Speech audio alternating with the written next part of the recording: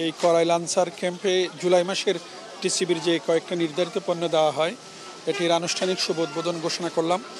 এটি এখন টিসিবি তার ডিলারদের মাধ্যমে স্থানীয় প্রশাসনের সহযোগিতা নিয়ে সারা বাংলাদেশে এটা বাস্তবায়ন করবে এবং আমরা এখানে আজকে স্মার্ট কার্ডের মাধ্যমে পণ্য বিতরণের শুভ উদ্বোধন ঘোষণা করলাম।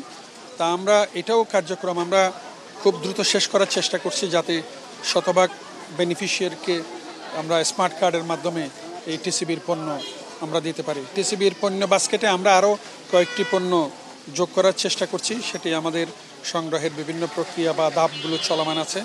তা আমরা আশা করব যে টিসিবির এই কার্যক্রম ভবিষ্যতে আরও সম্প্রসারিত হবে, সেটা পরিমাণের দিক থেকেও এবং সংখ্যার দিক থেকেও আশা করছি। নর্মালি চিনি, আলু, পেঁয়াজ এই তিনটি এখানে যুক্ত করার বিভিন্নভাবে চেষ্টা করছি, কারণ আমাদের কয়েকটি পণ্যের কিছু দাম ওঠানামা করছে, সেটা আমরা মনিটর করছি। আমাদের যে বিভিন্ন মেকানিজম আছে, ভোক্তা অধিকার শুরু করে আমাদের মনিটরিং টিম আছে, সেটা বাজারে পাইকারি বা বিভিন্ন আড়ত পর্যায়ে বা আমদানি পর্যায়ে রেগুলার খোঁজখবর মনিটর করছি। তা আমরা এই ক্ষেত্রে কিছু পেঁয়াজ এবং আলু আমরা বাইরে থেকে আনতে পারি কিনা সেটি আমরা বিবেচনা করে দেখছি, পর্যালোচনা করে দেখছি। যেহেতু কৃষি মন্ত্রণালয়ের সাথে এখানে আমাদের একটি সমন্বয়ের প্রয়োজন আছে, দেশের টোটাল উৎপাদন এবং সত্যিকার অর্থে যদি কোনো ঘাটতি থাকে সেই ঘাটতিটা আমরা কিভাবে মোকাবেলা করব, তো সেটা আমরা খুব শিগগির বলতে গেলে আমরা এটা বসবো এবং আমরা বাজারে আরও কিছু পণ্য যাতে এই ক্ষেত্রে সাপ্লাই বাড়ানো যায় সেটা চেষ্টা করব। যেটা আপনারা বললেন পেঁয়াজ এবং আলু, এই দুইটা আমরা কিভাবে দ্রুত কনজিউমার বাস্কেটে যোগ করতে পারি সেটা আমরা বিবেচনা করব।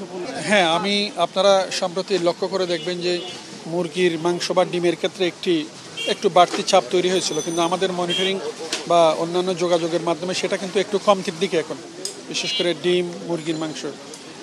পেঁয়াজ, আলুর দাম বৃদ্ধির বিষয়টি আমাদের নজরে আছে, সেটা তো আমরা আড়তদার এবং ব্যবসায়ীদের সাথে বিভিন্ন পর্যায়ে যোগাযোগ এবং আমাদের মনিটরিং কার্যক্রম জোরদার করছি এবং এখানে কৃষি মন্ত্রণালয়ের সাথে সমন্বয় করে যদি আমাদের কোনো এখানে ঘাটতি আমরা মূল্যায়ন করি সেই অনুপাতে আমরা কিছু পণ্য বাইরে থেকে আনারও চিন্তা করছি।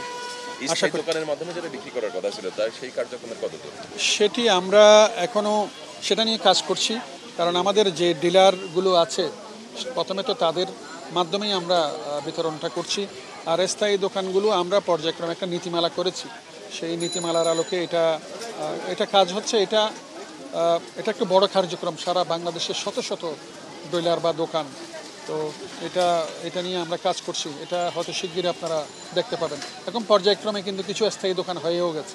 এটা এখন আমি এই মুহূর্তে স্পষ্ট করতে চাচ্ছি না বা বলতে চাচ্ছি না, কারণ আমাদের কিছু প্রসেস বা কিছু কার্যক্রম আমরা জারি রেখেছি। যদি শেষ মুহূর্তে আমরা সংগ্রহের আওতায় আনতে পারি দেন আমরা করব, বাট এই মুহূর্তে না।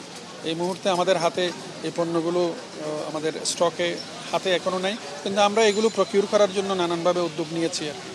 আমাদের যে সুযোগ সুবিধা দিয়েছে, আগে আমাদের পেঁয়াজ দিত, আলু দিত, এখন ওই সুবিধাটা দেয় না।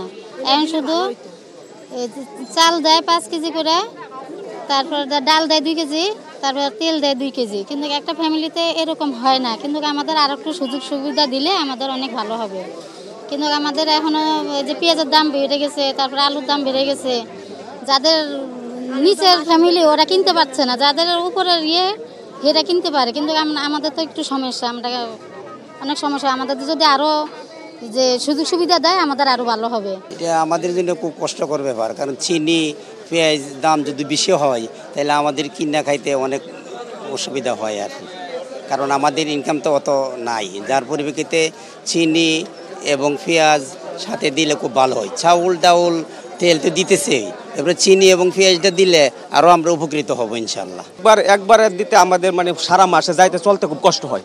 এটা যদি 15টা যদি আমরা মাসে 2বার দেওয়া হয় তাহলে আমাদের জন্য সুবিধা, এবং স্থায়ীভাবে যদি দোকান করে দেওয়া হয় তাহলে আমাদের যে সময়টা অপচয় হয় না। এখন আমাদের যে মাল নিতে সময় যে অপচয় খুব কষ্টকর হয়, সময় অপচয়টা। এখন যদি মনে করেন চিনি এবং আলু এগুলি যদি সঠিকভাবে সবগুলি যে 3টা পণ্য যদি আমাদেরকে আবার একসাথে দেওয়া হয় তাহলে আমাদের উপকার। আমরা যে বেতন হয় 12-13 হাজার টাকা যে স্থায়ীভাবে বেতন কাজ করে পাই, এতে আমাদের পরিবার চলা খুব দায়ী হয়ে যায়। এই জন্য আমাদের আলু এবং পেঁয়াজ এবং চিনি দিয়ে আমাদের একসাথে দেওয়া হয় তাহলে আমাদের পুষ্টির চাহিদা পূরণ হয়। এই জন্য আমাদের সরকারের কাছে দাবি আমরা এই 3টা পণ্য যাতে আবার 30 মধ্যে আমাদের কাছে বিতরণ করা হয়, এই জন্য আমাদের আকুল আবেদন। এখন যাবে তাই তো এটা কই রইব যে আমার তামান্ডি দেন।